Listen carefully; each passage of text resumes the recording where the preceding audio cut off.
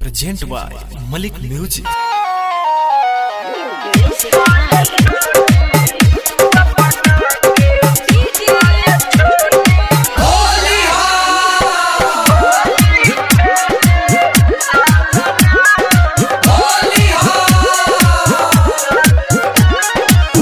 अशोक के होली में सुनो ये जान,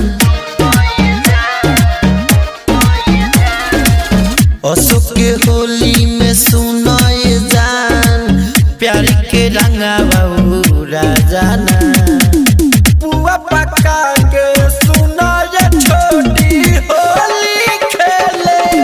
आ जाना, पुआ पका के सुनो ये छोटी होली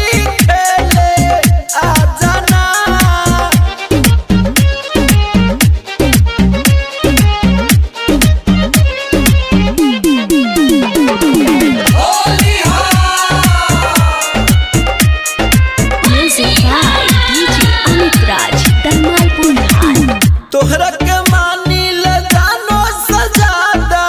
तोड़ी हो ना हमारी आस हो,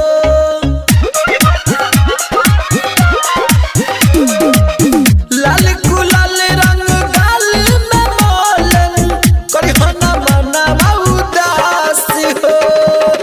छोड़ी फिक्रिया खोली हो के वरिया, यार के दिल लगा जाना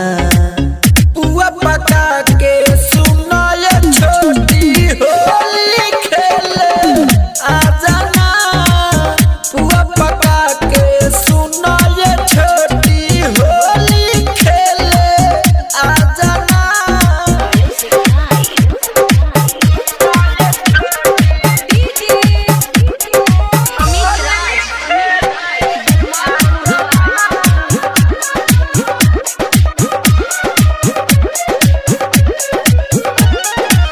तोहरा के देखी तो निक नहीं लागे,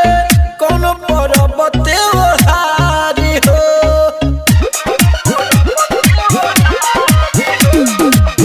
कोनो बहाना बना के जान, करी हो ना तू इनकार हो, होली में आके मना लो रंगोली, सपना मोर सा जा जाना पुआ पका के सुनो ये छोटी होली खेले आ जाना, पुआ पका के सुनो ये छोटी होली खेले आ जाना। DJ Amit Raj,